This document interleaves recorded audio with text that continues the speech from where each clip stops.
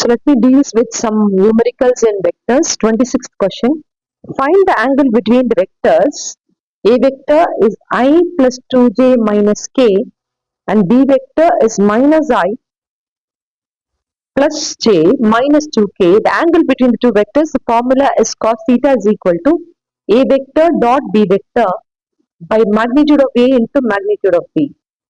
Okay, you know dot product's formula from which is magnitude of A into magnitude of B into cos theta, from which you get a formula for cos theta. So then let's dot it. You know you can only dot an I, j and a j and k. So when you dot it, you'll get a minus 1 plus 2 plus 2 by magnitude of A is root of 1 plus 4 plus 1, and the magnitude of B is 1 plus 1 plus 1 plus 4, and so then therefore this is 3, and this is root by root 6, and this is also root 6, and so the 3 by 6, and so it's 1 by 2. When will cos theta be 1 by 2? When theta is equal to 60 degree. So let's go to the next question as 27th example in Aurora. Prove that vectors I plus 2j plus 3k and B vector is 2i minus j, which means it's also plus 0k. I'll just write it with it. They're perpendicular to each other. To prove that they're perpendicular, the condition for perpendicular is A vector dot B vector has to be equal to 0. So dot it. You can only dot an I and I. J and a j is minus 2. K and a k is 0. So the answer is 0. That shows that, in other words, A1 A2 plus B1 B2 plus C1 C2 is equal to 0. So multiplying the coefficients, you get the answer to be 0. That shows they're perpendicular. Let's go to 28th question. An A vector is phi I plus 7j minus 3k. And a B vector is 2i plus 2j minus alpha k. It's given that they're perpendicular, you have to find the value of alpha. You know, you're going to dot I and I, j and j and k and k. So it's 10 plus 14 plus 3 alpha is equal to 0. 24 plus 3 alpha is equal to 0. 3 alpha is equal to minus 24. Alpha is equal to minus 8. Thus, we found the unknown value of alpha, considering that A1 A2 plus B1 B2 plus C1 C2 is equal to 0. The dot product, in other words, A dot B is equal to 0 is a condition for perpendicular. Let's go to next question. The 29th question. What will be the projection of a vector A vector, which is I plus j plus k, on a vector B vector, which is I plus j, which is 1i plus 0j plus 1i plus 1j plus 0k. The fact that it's I plus j shows that 0k. Okay, you want to project A vector on B vector. Whenever you see something like this in physics, you can write it as A cos theta. You can write this as A sin theta. And the fact that this is nothing but magnitude of A into cos theta, which is magnitude of A into cos theta's formula is A vector dot B vector by magnitude of A into magnitude of B, shows that this and this get cancelled. You have an A vector dot B cap. When I do A vector, which is I plus j plus k dot B cap, and the unit vector of B, which is the vector by its magnitude I plus j by root 2, I will end up getting a scalar. If you see, you can only dot an I and I, j and a j. K is not there, it's just 0k. So then it's 1 plus 1 by root 2. So it's 2 by root 2, which ends up to be a scalar. But the projection is actually a vector. The vector projected in this direction. So you need the direction of this, which is an I plus j by root 2. The vector by its magnitude gives you the direction. So the 2 and root 2 get cancelled. The answer is I plus j is the projection.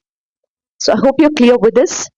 Okay, the fact that I've always told you this to be the formula, but this A vector dot B cap along with another B cap is necessary in order to convert it into vector.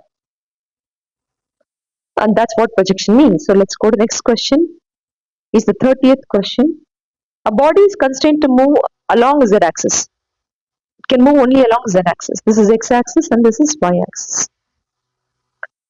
Is subjected by a force of minus 1i plus 2j plus 3k. So the force is acting in space. All the three coordinate system, the dimensions are drs are coming from there. This much Newton is there.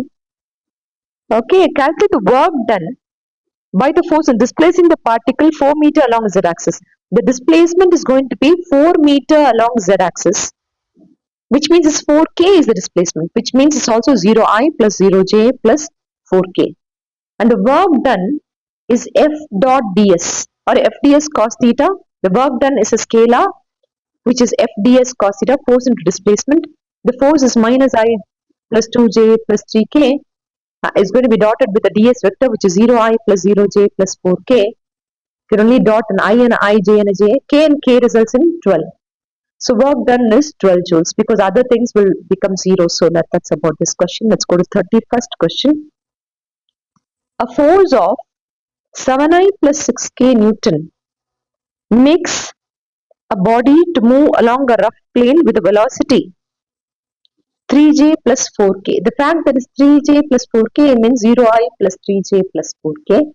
7i plus 6k means 7i plus 0j plus 6k. Force and velocity vector given. You should know power is force into velocity.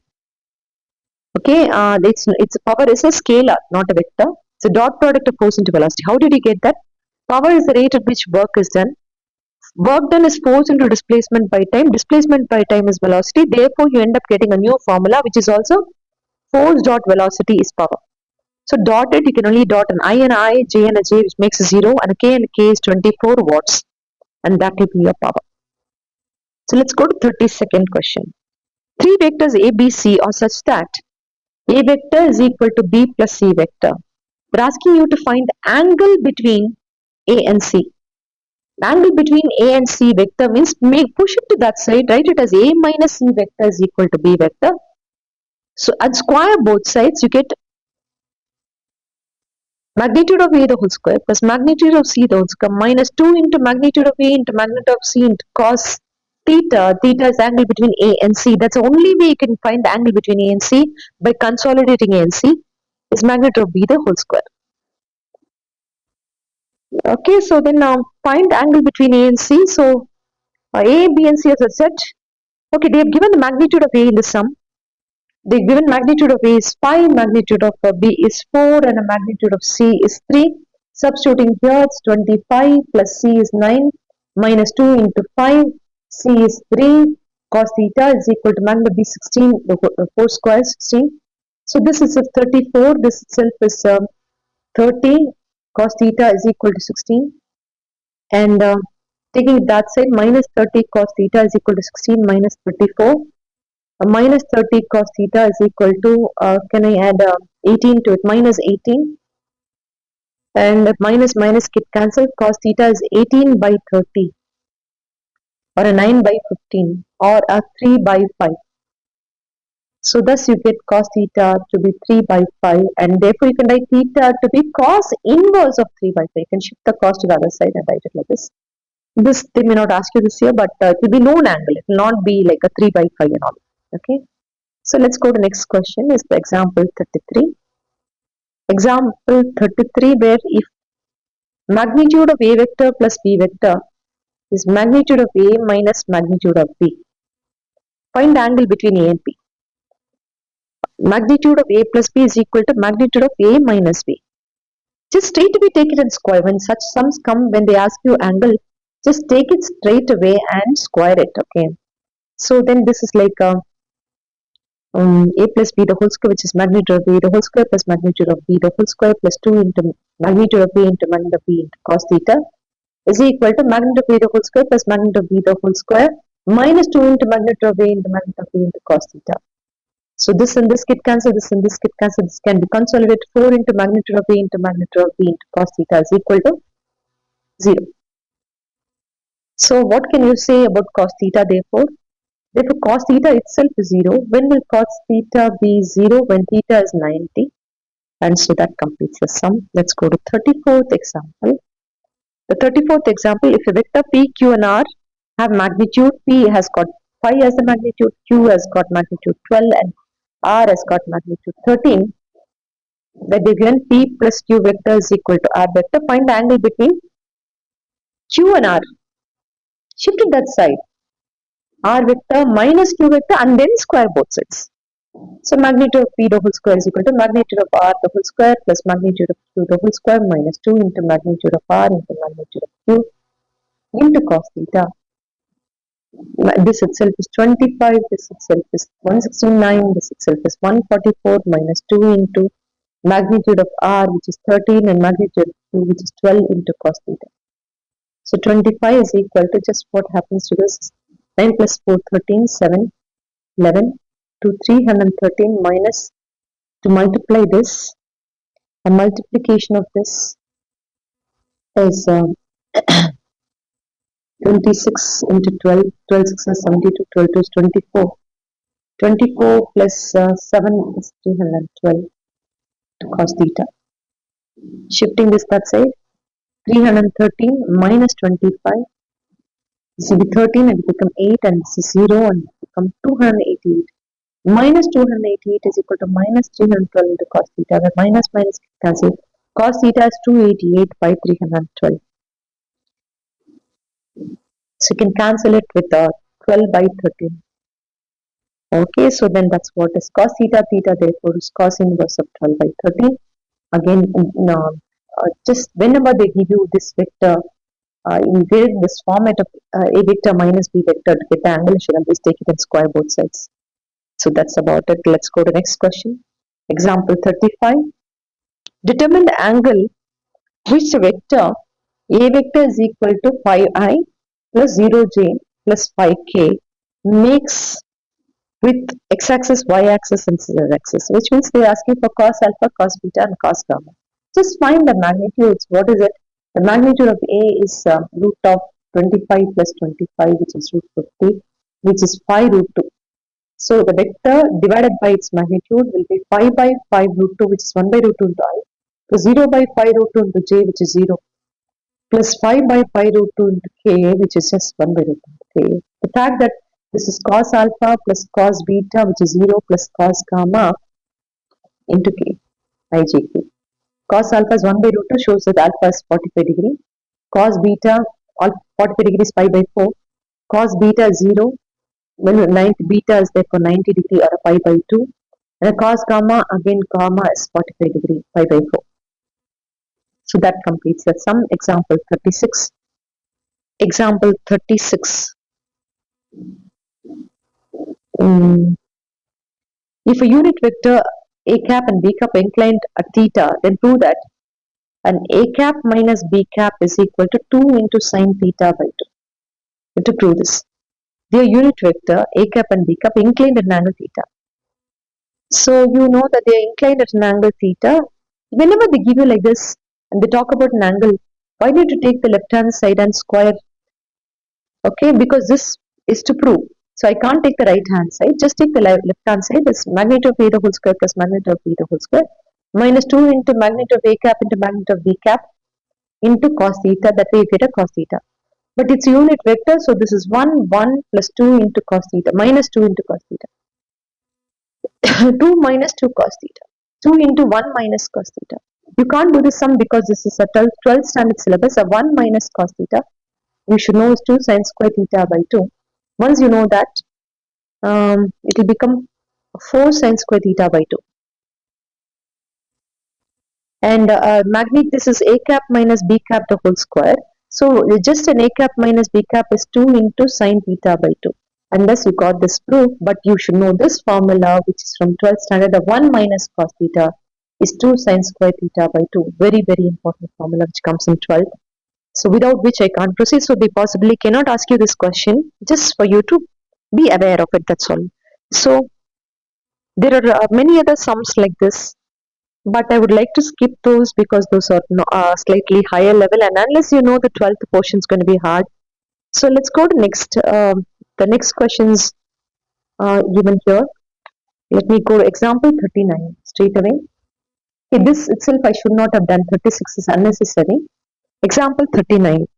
Prove that the vector, a vector which is 2i minus 3j minus k, and a b vector which is minus 6i plus 9j plus 3k are parallel. What do you know? A vector is lambda times b vector. That's a condition, right? Can you say it's minus 3? A vector is minus 3 times b vector. Or in other words, a1 by a2 is equal to b1 by b2 is equal to c1 by c2 is equal to lambda. 2 by minus 6 is equal to minus 3 by 9 is equal to minus 1 by 3 is equal to again minus 1 by 3, which is lambda, which shows that they are parallel. Okay, so that's about example 39. Let me go to example 40 in Aurora. Example, calculate the area of the parallelogram whose adjacent sides are. Adjacent side of parallelogram is 3i plus 4j is 1a vector. There's a b vector which is minus 3i plus 7j. The adjacent sides are always marked like this. This is a vector and this is your b vector. The area of the parallelogram formula is magnitude of a cross b. You just have to cross this, which means you write it as I, j, k. Write a 3, a 4 and a 0 because it's 3i plus 7. 3i plus, okay, a vector is 3i plus 4j minus 3i plus 7j. Okay. Minus 3 and 7 and a 0. There's no j, just write it as 0. You have to find the magnitude of a cross b. First, let's cross it. To cross it, you could write it positive, negative, and positive, which is I into minus j into plus k into. And I into is 4 zeros are 0, 7 zeros are 0. J into means 3 zeros are 0, 7 zeros are 0. Plus k into that row, that column, you just have to omit, and then you get top to bottom minus bottom to top. Some 3s are 21. 4 3s are 12 minus 12, so plus 12. So thus you get an answer which is 33k. That is my a cross b, and I want to find the magnitude of it, which is 0i plus 0j plus 33k. Okay, so the magnitude of it therefore is root of 0 square plus 0 square plus 33 square. So which is simply root of 33 square, root and square get cancelled, answer is 33k. 33. The magnitude of it is just 33, sorry. Its area, so square units. You should know that the area of the parallelogram is, therefore area of parallelogram is if two adjacent sides are given, a and b vectors, its magnitude of a cross b. Area of triangle is half of magnitude of a cross b because a parallelogram will be just double the triangle. So the triangle area is half of magnitude of a cross b, they ask you. Okay, so let's go to next question.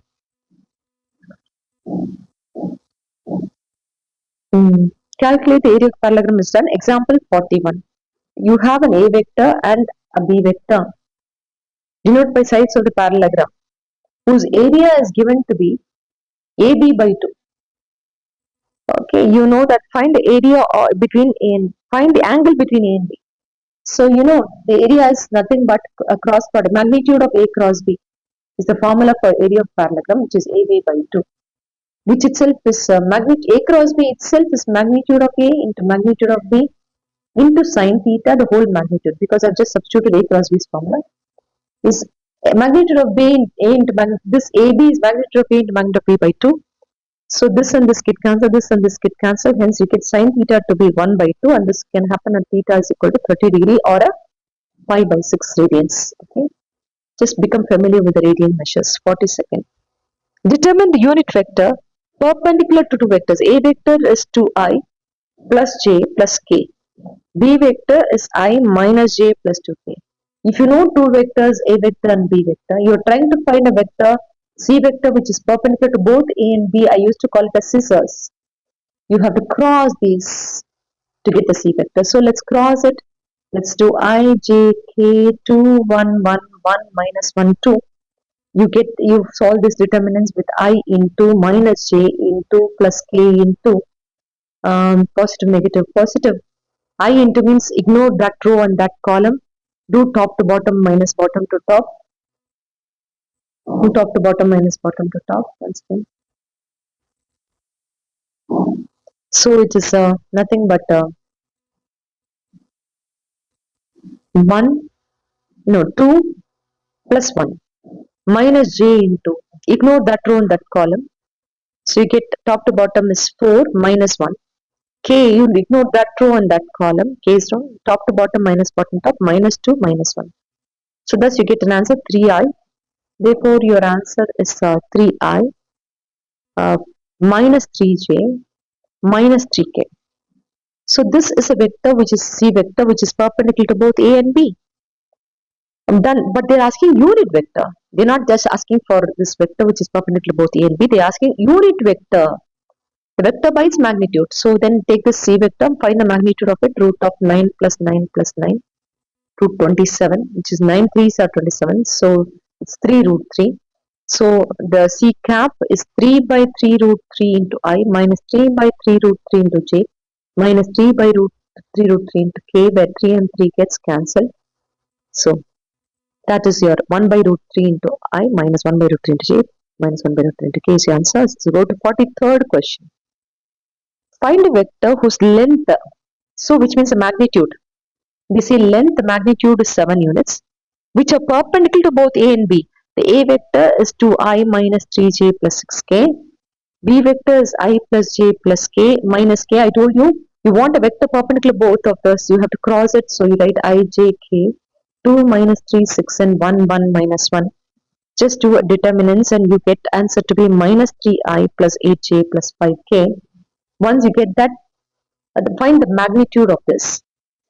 Okay, what is the magnitude of this? Is root of 9 plus 64 plus 25. And this will be 34. 64 plus 34 is 98. And what can you say about this? 49 twos are, and so you can write 7 root 2. And this is the magnitude of this, and this is the vector itself. The vector by its magnitude will give me unit vector. Minus 3 by 7 root 2 into I, plus 8 by 7 root 2 into J, plus 5 by 7 root 2 into K. I got a unit vector. But however, in the question, the magnitude has to be 7 units. Get a unit vector, multiply the whole thing with a 7. So then therefore it's minus 3 by root 2 into I plus 8 by root 2 into J plus 5 by root 2 into K. And that will give me the answer. Whenever they give you magnitude, find the unit vector and multiply by the magnitude so that you get that vector itself. Okay. So let's go to next question.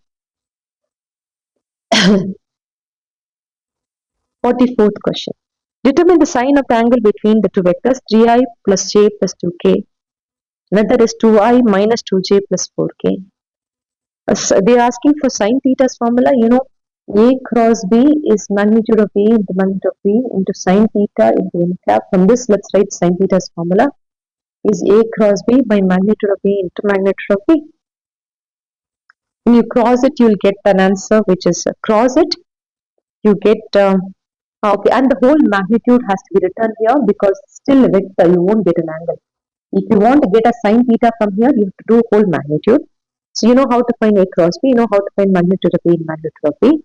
Then find a total magnitude of that. Then you'll get sine theta to be 2 by root 7. I would like you all to try this sum. So next is example. I think that should be enough. I think this is enough. I don't want to overdo. This is sufficient for you to score in your school exam. Okay, so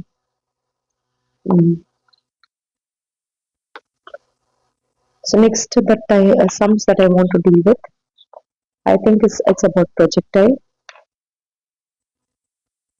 So let me do projectile sums. Before which, let me teach you the derivation for projectile. Derivation for projectile. So in this, you have uh, a body which is thrown with an initial velocity like this at a height h and range. Obviously, it will fall like this, and at any instant of time, the velocity will be tangential, and we have a v pi and a vx. The horizontal component is x, and v pi is a vertical component, where beta is angle the resultant makes with the first vector, where at any point of time tan b is v pi by vx, and the tangential here also again it is tangential only, the final velocity, which again can make an angle beta with a horizontal length. So that's about it. Just keep it like that. Now understand this, and so we have to break down this sum as a horizontal and vertical component, and let's write s is equal to ut plus half at square in both sides. Let's write horizontal component here and vertical component here. S is the displacement, horizontal is r. In horizontal, there is no gravity, so it's u into t is my first equation. S in the vertical component is h, the height. You don't have a horizontal velocity. The initial velocity is you have in vertical you only have 0. Only horizontal velocity is there. So in vertical u is 0. but there's gravity half gt square. So t square is equal to root 2h by g, t is equal to root of 2h by g, and substituting this in here, range is equal to u into root of 2h by g. You have to memorize both these formulas. Now to prove that this is a parabola, the trajectory is parabolic. You take and find what is t from the first equation, which is r by u, and substitute it in the second equation, which is equal to half g t square, and h is equal to half g r square by u square. In the place of h you can write y because the vertical, and r you can write x. So then thus you get y is equal to g by 2u squared x square is like a parabola. So that confirms it, and let's go to next term. So next is supposing the ball is thrown like this, we're making an angle theta. You have an horizontal component which is u cos theta, and you have a vertical component which is u sin theta, and it goes like that, and this is the height maximum at which the velocity is 0. And so then you can take this half the journey, and since you know velocity is 0, we can put v is equal to u plus at, which means I'm taking the vertical component. 0 is equal to u, vertical component is u sin theta. Gravity is there. When a ball is thrown up, gravity is minus g into t half, because this is only for half the flight. So t half is equal to u sin theta by g, and hence t full, time of ascent is equal to time of descent. So t full is 2u sin theta by g is the formula for time of full flight. So next is to find this height maximum. You know, again velocity is 0, therefore I'll use the formula v square minus u square is equal to as. Again I'm considering vertical component because I'm putting v as 0. Is u square sin square theta is equal to minus 2g into h maximum. Minus and minus get cancel, h maximum therefore is u square sin square theta by 2g. So that is my height maximum, which are another formula that you need to know. Then is range. Range is this horizontal distance. This is what is called range, or r. And to find the range, I'm putting s is equal to ut plus half at square, in which I'm resolving horizontal component because I'm replacing it as r. U cos theta into time of full flight, because gravity will not come in horizontal component. Time of full flight, you know, from here you can substitute 2u sin theta by g. The fact that there is a 2 sin theta cos theta itself is sin 2 theta. You should know that 2 sin theta cos theta is 2 sin 2 theta. U square sin 2 theta by g is a formula for range. Now from this I'm going to teach you something here. Whether you're throwing it at an angle 30 degree or throwing it at an angle 60 degree, the range will still be the same. Why? Because when you put 2 theta, the range will become u square sin square. If it's 30 degree, it's 60 degree. Sin, okay, sin 2 theta, right? Not sin square. 2 into 30 by g. And r can also be 60 degree sin 120 by g. You should know that in the first and in the second quadrant, a 60 degree and a 120 degrees value will remain the same. A 60 degree is also 180 minus 60, which is 120. From here, you go from here, 180 minus 60, which is 120. A 60 degrees value and 120 degrees values will be same. Similarly, we can say a 30 degree in the first quadrant. I'll just tell you. I'll tell you something extra. This is there in mathematics, so you learn it when you go for maths tuition. I'll just tell you this.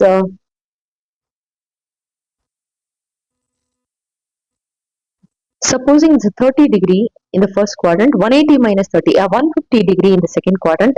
If it is sine 30 and sine 150, that value will be the same.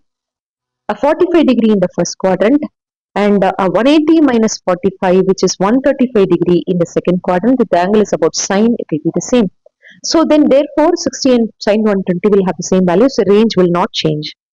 The other thing that you should know is time of ascent is equal to time of descent. The velocity of the starting point will be equal to the velocity of the ending point. The velocities at the same level or the same. You know, I've taught you that.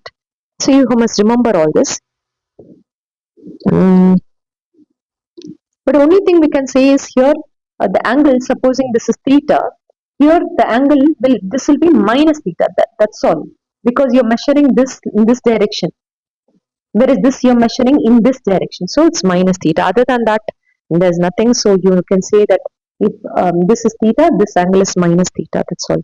The velocity of the projectile at the end point's direction. Okay, so these are the things that you should know about the projectile, and we can do some numericals in the projectile. So the projectile example, that's an example 63. Example 63, where a hiker stands at the edge of the cliff 490-meter tall and is trying to throw a stone with a speed of 15 meter per second, which is your horizontal velocity. The stone obviously will fall like this under the range. Time of full flight is root of 2h by g. You know, height itself is 2 into 490 by gravity is 9.8. With this, you can find the time of full flight immediately and you get 10 seconds. Once you get the time of full flight, you want the range. R is equal to U into time of full flight, right? So U itself is given, the time of full flight is 10, so then therefore the range is 150. We can immediately write the range if they ask you for the range. They are asking you for the final velocity. The range is in meters, so they ask you for final velocity. In the velocity V will be tangential, so you'll have a Vx and a Vy component where beta is this angle. So V will be root of Vx square plus Vy square. Okay, you know Vx throughout the journey is the horizontal velocity 15 the whole square. Plus Vy you don't know, but we can find Vy using U plus 80 vertical component. There's no initial velocity, there's only gravity, and the gravity is only positive. Time of full flight is 3, so 9.8 into 3. So this will be my Vy. 9.8 into 3 will be my Vy. Hmm.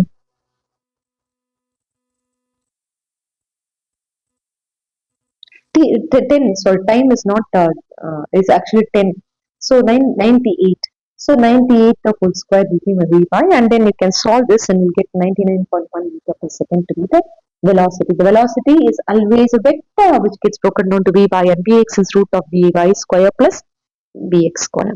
So let's go to next question. The next question is the 64th question. A projectile is fired horizontally with a velocity of 98 meter per second. That's initial velocity from the top of the hill, which is 490 meter high. Immediately you can find the time of full flight. 3 is equal to root of 2h by g. So you know the height, and so 2 into 490 by 9.8 will give you the time of full flight, which again is 10 seconds.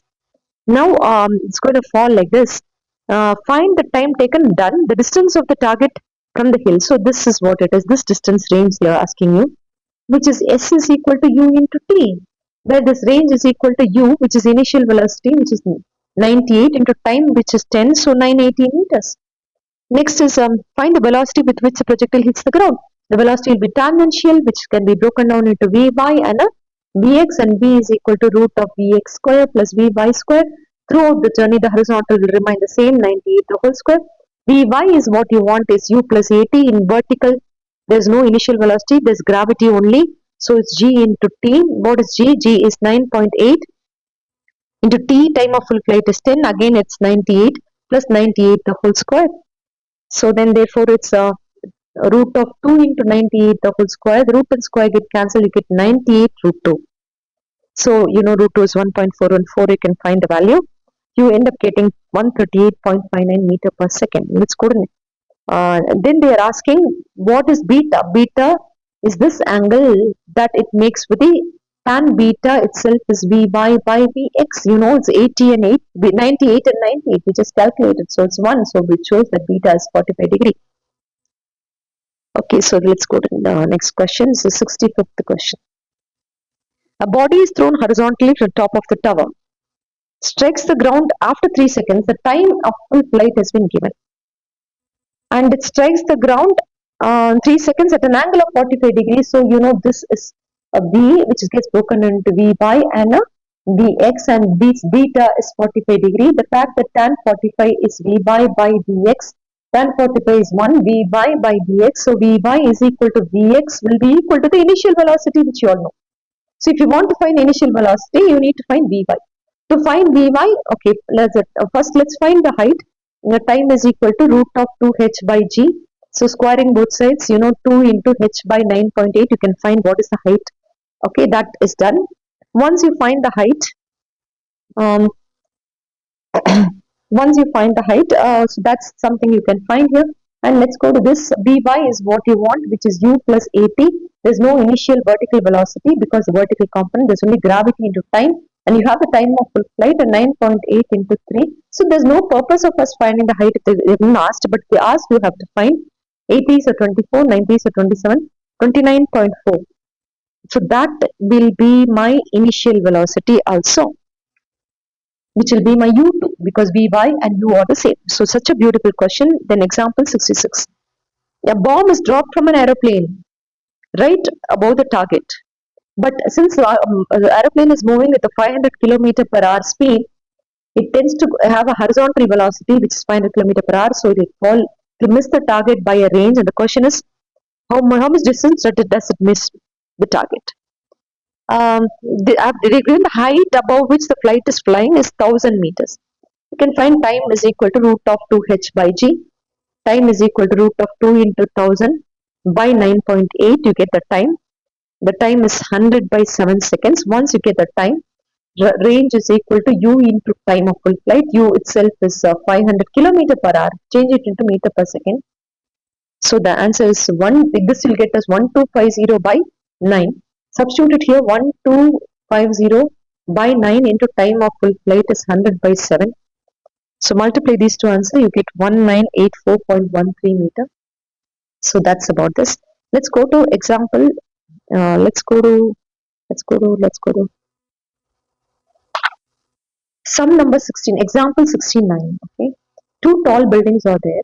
There's a window on one building which is located 180 meter. No, the distance are 180 meter from each other.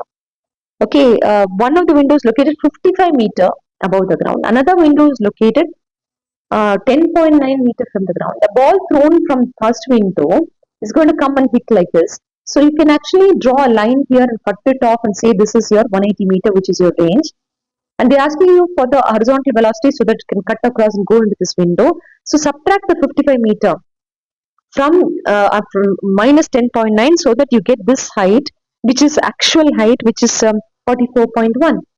And you can find the time of flight. Time of 2h by g, h is 44.1. Substitute, you get the time. Once you get the time, which happens to be 3 seconds, once you get that, you want to find the initial velocity.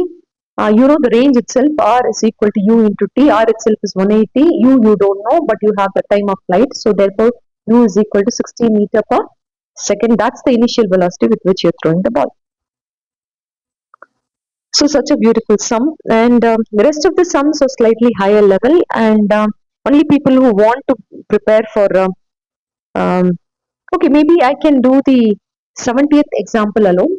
I can do the 70th example alone. A particle is projected horizontally with a speed u. Top of the plane inclined at an angle of. So there is a plane which is inclined at an angle of theta, inclined plane with a horizontal. How far from the point of projection will the particle strike? Imagine this is going to go here and it's going to strike it like this. Okay. How far from the point of projection will the particle strike the plane? So they are asking this distance d. From the projection, how far is it means just this distance. But it will go like an arc though. The question is about d. Okay, so uh, a particle is projected horizontally with u from the top of the inclined at an angle theta with the horizontal means this is theta, therefore this also becomes theta, and so this is the d which they are asking you to find. You can call this as y and this is x, and you know x square plus y square is equal to d square. Yeah, with that we can find. But first, coming to the point, let's write the vertical distance covered by the particle. You know y s is equal to ut plus half at square. So let's write that s is equal to ut plus half at square, in which you write y is equal to. This is the vertical component, so there's no velocity. There's only half g t square. And in the place of t, you can write t. You know t is nothing but horizontal component s is equal to ut plus half at square. In this, there's no gravity. There's only initial velocity. T is equal to x by u because s is x. So then substituting this here, you get y is equal to half g x square by u square, which we already know. We can even directly, we could have written it. It's g by 2u square into x square, the trajectory of the parabola, which you marked up. We could have started this sum straight away with this. Okay, so then you know that from this equation, from this, tan theta is y by x. Therefore, we can write y to be x tan theta. Y to be x tan theta. So, you can write y to be x tan theta minus g by 2 u square and x square is equal to 0. So, from this, you can cancel the x and x, or you can take x out common. Tan theta minus g by 2 u square and x is equal to 0. So, either x is equal to 0, which is not possible. So, x is equal to, you can from here 2 u square cos square theta. 2 u square only. Okay. So, then equate this with this. X is equal to um, 2u square tan theta by g. So this is your x. X is equal to 2u square tan theta by g. And capital D itself is root of x square plus y square. X square is nothing but what you found here, 4 u to the power 4.